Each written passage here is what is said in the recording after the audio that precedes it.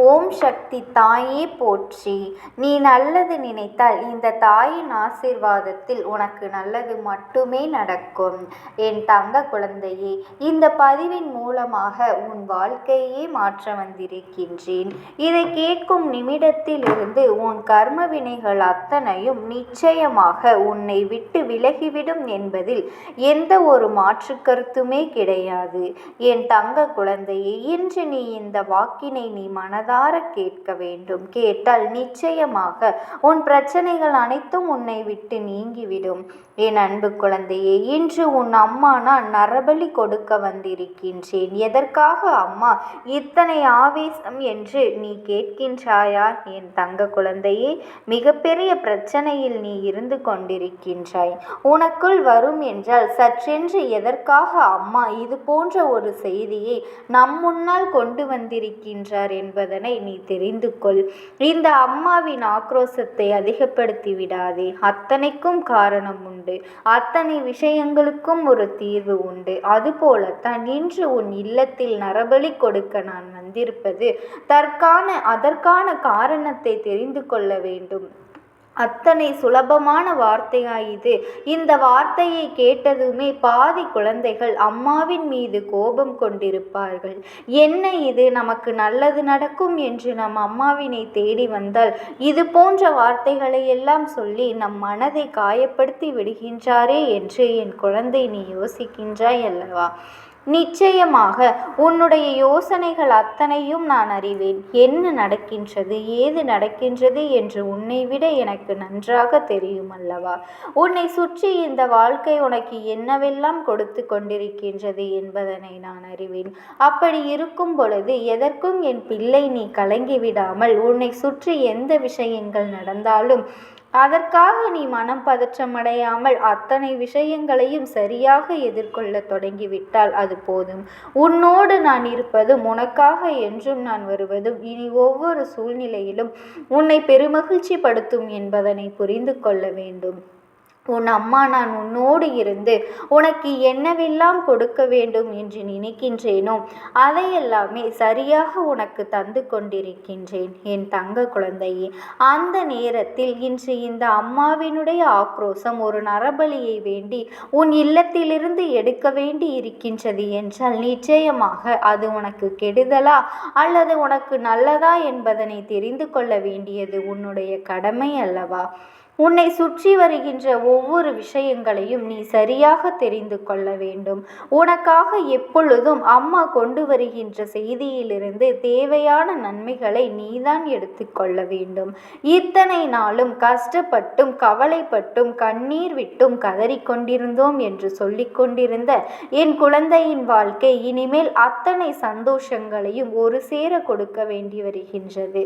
இந்த நாள் முழுவதும் இனி உன் வாழ்க்கையில் உனக்கான பேரதிர்ஷ்ட நாளாக நிச்சயமாக இருக்கும் என்பதனை நீ மறந்துவிடாதே.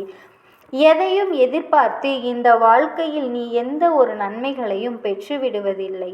ஆனால் நீ எதிர்பார்க்கின்ற விஷயங்கள் ஒவ்வொன்றுமே உனக்கு சரியாக கிடைக்கும் பட்சத்தில் தெய்வம் இருக்கிறது என்று சொல்கின்றாய். அது கிடைக்கவில்லை என்றால் தெய்வமே இல்லை என்றும் சொல்லிவிடுகின்றாய் அல்லவா? இனிமேல் என் குழந்தை எதற்குமே என் பிள்ளை நீ பதற்றம் அடையாமல் இந்த சூழ்நிலையில் உன்னை சுற்றி வருகின்ற ஒவ்வொரு விஷயங்களையும் நீ சரியாக புரிந்து கொண்டு உனக்கான வெற்றியை நீ உறுதி செய்ய தொடங்கிவிடு. எதிர்பாராத நேரத்தில் உனக்கு இந்த வாழ்க்கையில் கிடைக்கின்ற அத்தனை சந்தோஷங்களையும் அத்தனை சந்தர்ப்பங்களையும் நீ நல்லபடியாக மீட்டெடுக்க வேண்டிய நேரம் வந்துவிட்டது என் குழந்தையே. இந்த அம்மா நான் நினைத்து விட்டால் நிச்சயமாக உன்னுடைய வாழ்க்கையில் அத்தனை உண்மைகளையும் நான் ஒரு சேர உன் கைகளில் கொண்டு வந்து கொடுத்திட முடியும். அம்மா நான் நினைத்து விட்டால் எல்லாவற்றையுமே ஒரே நாளில் உன் வாழ்க்கையிலிருந்து முடித்துவிட முடியும். ஆனால் நான் அதனை செய்யாமல் இத்தனை காலமும் தாமதித்ததற்கு இத்தனை காலம் உன் வாழ்க்கையில் பிரச்சனைகள் உனக்கு தொடர்ந்து வந்து கொண்டு இருப்பதற்கு ஒரு காரணம் உண்டு. அம்மா சொல்கின்ற வார்த்தைகளுக்குள் நிச்சயமாக உன் வாழ்க்கையில் இருக்கின்ற அத்தனை உண்மைகளையும் நீ சரியாக புரிந்து கொள்ள வேண்டும். இதற்கு எப்பொழுதுமே நீ தயாராக இரு என் தங்க குழந்தையே. அப்படி இருக்கின்றாயா என்று நீ சற்று சிந்தித்துப் பார். உன்னை சுற்றி வந்து நான் உனக்கு கொடுக்கின்ற ஒவ்வொரு மாற்றங்களையும் நீ என்னவென்றும் ஏதுவென்றும் தெரிந்து கொள்ள முயற்சி செய்துவிட வேண்டும்.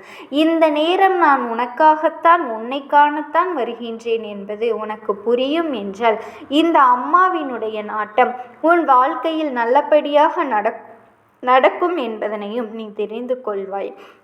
நான் இருந்து உனக்கு கொடுக்க நினைப்பது எல்லாமுமே உன்னை எப்பொழுதும் தெளிவுபடுத்தும். நான் இருந்து இந்த வாழ்க்கையில் உனக்கு எதையெல்லாம் உன்னுடையதாக்க முடிவு செய்கிறேனோ அதுவெல்லாம் எப்பொழுதும் உன் கவனத்தில் இருக்கும் அல்லவா? சரி, இதையெல்லாம் கடந்து இந்த வாழ்க்கை உனக்கு ஒரு விஷயத்தை ஒரு சேர கொடுக்க போகின்றது என்பதனை நீ தெரிந்து கொள்ள வேண்டிய நேரம் வந்துவிட்டது. இந்த சூழ்நிலையில் எதுவெல்லாம் உனக்கு சரியாக இருக்கும், எதுவெல்லாம் இந்த வாழ்க்கையில் உன்னை வேதனைப்படுத்தும் என்பதனை எல்லாம் நீ புரிந்து கொண்டு இப்பொழுது அம்மா நரபலி கொடுக்க வந்தது எதற்காக, யாரை என்பதனை நீ தெரிந்து கொள் என் தங்க குழந்தையே.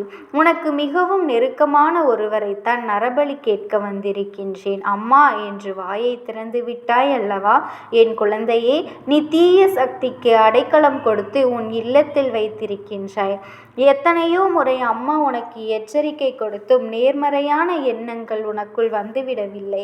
எதிர்மறையான எண்ணங்களை, சிந்தனைகளை உனக்குள் அதிகமாக கொண்டு, எதிர்மறை எண்ணங்களை அதிகமாக உனக்குள் வைத்து கொண்டு எப்பொழுதும் என் பிள்ளை நீ சரியாகத்தான் யோசிக்கின்றாயா என்பதனை சற்று சிந்தித்துப்பார். உன்னை சுற்றி நடப்பதை எல்லாம் எப்பொழுதும் என் குழந்தை இந்த வாழ்க்கையில் உனக்கு பெரும் துன்பத்தை கொடுப்பதாக நினைத்து வருத்தப்பட்டு கொண்டிருக்கின்றாய் அல்லவா? இனி எல்லாமுமே உன் வாழ்க்கையில் நிச்சயமாக மாற வேண்டும். இனி எல்லா சூழ்நிலைகளும் உனக்குள் இருந்து மிகப்பெரிய மாற்றங்களை கொடுக்க வேண்டும். அம்மா சொன்னது போல இந்த வாழ்க்கை உனக்கு என்ன தந்தது, ஏது தந்தது என்பதனை எல்லாம் நீ நினைத்து வருத்தப்பட்டு கொண்டிருக்காதே. இதுவரையிலும் நீ பட்ட கஷ்டங்களும் பட்ட வேதனைகளுக்கும் நீ இடம் கொடுத்த இந்த தீய சக்தியினால் தான் உனக்கு நடந்தது. அப்படியானால் இந்த தீய சக்திக்கும் உனக்கும் நெருக்கம் அதிகம்தானே? அப்படியானால் இந்த தீய சக்தி உனக்கு நெருக்கமானது தானே? உடனே இதனை என்னவென்று நாம் முறியடிக்க வேண்டும். உடனே இந்த விஷயத்தை இந்த வாழ்க்கையில் என்னவென்று நாம் முடிவு செய்துவிட வேண்டும். என் செல்ல பிள்ளையே, சரியான சந்தர்ப்பத்தை கையில் கொண்டு உன்னை நான் தேடி வந்திருக்கின்றேன். இந்த நேரம் நான் உனக்கு என்ன கொடுக்க வேண்டும் என்பதனை நீ புரிந்து கொண்டாயானால் உன்னை சுற்றி நடப்பதை எல்லாம் நான் நிச்சயமாக என்னவென்று உனக்கு புரிய வைத்து விடுவேன். கனவிலும் நினைத்து பார்த்திட முடியாத அளவிற்கு மிகப்பெரிய நம்பிக்கை உனக்கு என்னால் கொடுக்கப்பட இருக்கின்ற இந்த நேரத்தில்தான் இந்த எதிர்மறையான விஷயங்கள் உன் இல்லத்திற்குள் அதிகமாக இருப்பதை நான் கண்டேன். இந்த தீய சக்தியை நீ அனுமதி கொடுத்து உள்ளே தங்க வைத்து விட்டாய். ஆனால் என் பிள்ளை எதையும் தெரிந்து செயல்படவில்லை என் குழந்தையே. இந்த வாழ்க்கையை நினைத்து நீ எப்பொழுதுமே வருத்தப்பட்டு கொண்டுதான் இருக்கின்றாய். உன்னை சுற்றி என்ன நடக்கின்றது, ஏது நடக்கின்றது என்பதில் என் பிள்ளை மிகுந்த வேதனைப்பட்டு கொண்டுதான் இருக்கின்றாய். எந்த நேரத்திலும் உன்னோடு வருகின்ற உன் அம்மா இதனை கண்டு கொள்ளாமல் விட்டு விடுவேனா? இதை என்னவென்று தெரிந்து கொள்ளாமல் நான் சென்று விடுவேனா? உன்னை சுற்றி வருகின்ற இந்த மாற்றங்களை நான் என்னாலும் சரியாக புரிந்து கொள்ள தயாராக இருக்கின்றேன்.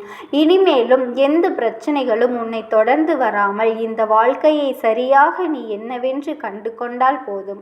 உனக்கு நடப்பது அத்தனையுமே நன்மைக்காகத்தான் என்பதனை நீ தெரிந்து கொள்வாய் என் பிள்ளையே. இந்த அம்மா நரபலி கொடுக்க வந்தது உன் இல்லத்தில் இருக்கின்ற இந்த தீய சக்தியை தான். உன்னை அறியாமலேயே உனக்குள் வந்திருக்கின்றார்கள். உன் மனதை கலைத்திருக்கின்றார்கள். நல்ல விஷயங்களை எல்லாம் உனக்குள் இருந்து எடுத்து உனக்கு எதிர்மறையான விஷயங்களை அதிகமாக கொடுத்திருக்கின்றார்கள். எந்நேரமும் உனக்கு இந்த வாழ்க்கையில் துன்பங்கள் தொடர்ந்து வந்து கொண்டிருக்கின்றது. மேலும் காயப்படுத்தி இருக்கின்றார்கள் என்பதில் எந்த ஒரு மாற்று கருத்துமே கிடையாது என் பிள்ளையே. இந்த அம்மா நான் இருந்து உனக்கு என்னவெல்லாம் கொடுக்க வேண்டும் என்று ஆசைப்படுகின்றேனோ அதையெல்லாம் கொடுத்து உன்னை பெருமகிழ்ச்சி படுத்த நான் எண்ணுகின்றேன் என் தங்க குழந்தையே. அம்மா நினைத்தது போல இந்த வாழ்க்கையில் ஒவ்வொரு மாற்றங்களையும் நீ சரியாக புரிந்து கொள்ள வேண்டும். அம்மா நினைத்தது போல ஒவ்வொரு விஷயங்களையும் என் பிள்ளை நீ தெளிவாக புரிந்து கொள்ள வேண்டும். நான் உனக்கு என்ன கொடுக்கின்றேன், ஏது கொடுக்கின்றேன் என்பதனை நீ தெளிவில் கொண்டால் இனி உன்னை சுற்றி நடப்பது எல்லாம் என்னவென்று உனக்கு நிச்சயமாக தெரிந்துவிடும். அப்பொழுது நினைத்தது உன் வாழ்க்கையில் நடக்கக்கூடிய ஒவ்வொரு நன்மைகளும் உனக்கு நன்மையைத்தான் கொடுக்கும். என் தங்க குழந்தையே, இந்த தாயானவளினுடைய அன்பும் ஆசீர்வாதங்களும் என்றென்றைக்குமே உனக்கு முழுமையாக கிடைத்து கொண்டேதான் இருக்கும். ஓம் சக்தி. ஓம் ஆதிபரா சக்தி. ஓம் சக்தி தாயே போற்றி. நீ நல்லது நினைத்தால் இந்த தாயின் ஆசீர்வாதத்தில் உனக்கு நல்லது மட்டுமே நடக்கும்.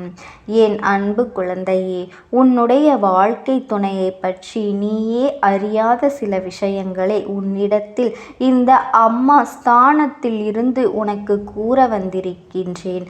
என் தங்கமே, நீ என்னிடத்தில் வந்து எங்கள் இருவருக்குள்ளும் பிரச்சனையாக இருக்கின்றது அம்மா, எங்களை சேர்த்து வையுங்கள் தாயே, எங்களுக்குள் மன ஒற்றுமை இல்லை, அதனால் குடும்பத்திலும் அமைதி இல்லை, அவர்கள் என்னை விட்டு பிரிந்து சென்று விட்டார்கள் என்றெல்லாம் நீ அழுது புலம்புகின்றாய் அல்லவா?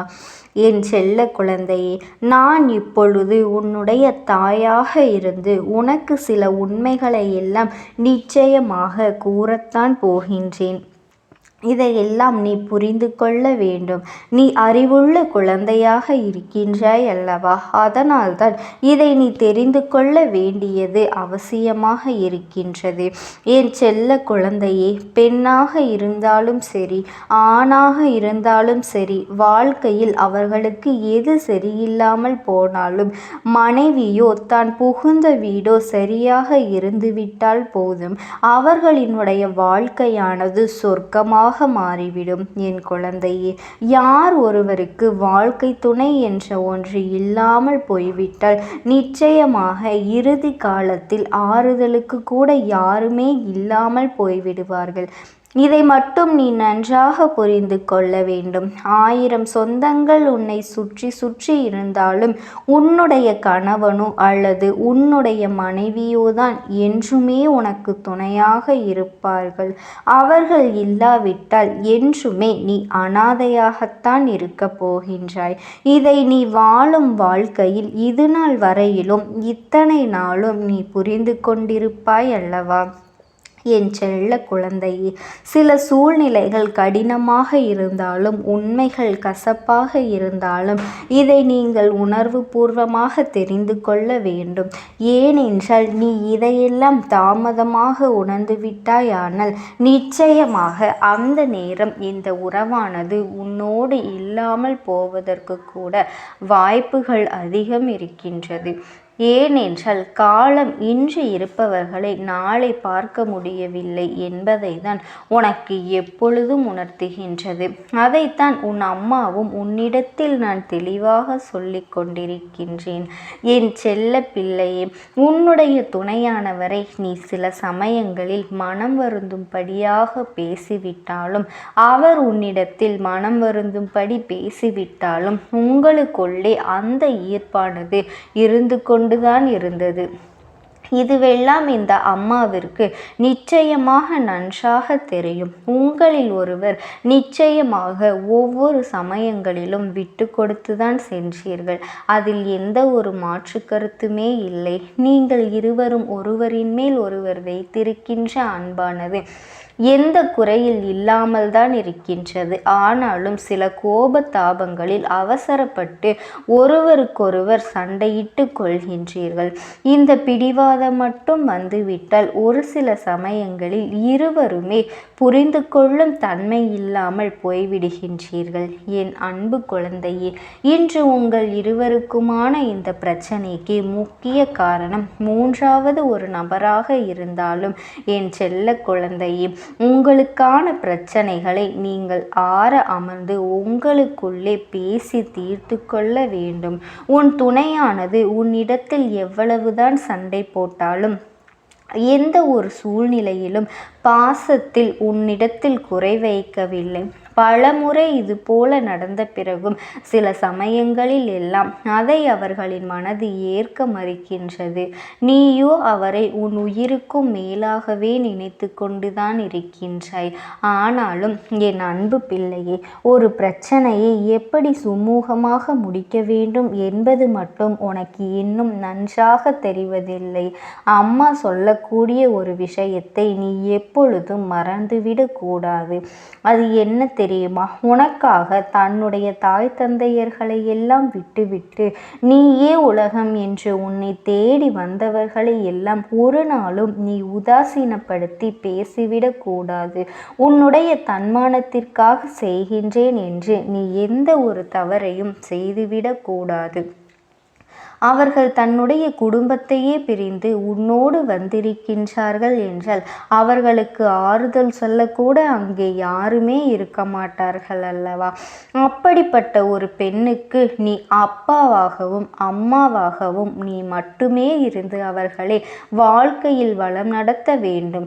தவறே ஏதாவது செய்திருந்தால் கூட அதை திருத்தி நல்வழிப்படுத்த முயற்சி செய்ய வேண்டுமே தவிர அதை விடுத்து பிரிந்து செல்வதோ பிரிய வேண்டும் என்று நீ கோபப்பட்டு கத்துவதோ உன்னுடைய வாழ்க்கைக்கு நல்லதல்ல. என் தங்கமே, நீ நினைக்கலாம், நாம் சம்பாதிக்கின்றோம், நான் தானே இந்த வீட்டில் சம்பாதித்து அனைவரையும் காப்பாற்றுகின்றேன், நான் தானே நல்லது கெட்டது எல்லாவற்றையும் பார்த்து கொள்கின்றேன் என்று கூட நீ சொல்லலாம். நீ ஆண் என்பதால் சம்பாதித்து காப்பாற்றுவது தானே உன் கடமையாக இருக்கின்றது. அவள் உன்னையும் உன் குடும்பத்தையும் உன் குழந்தைகளையும் பார்ப்பதிலேயே அவர்களினுடைய முழு நாளும் அங்கே கடந்து போகின்றது.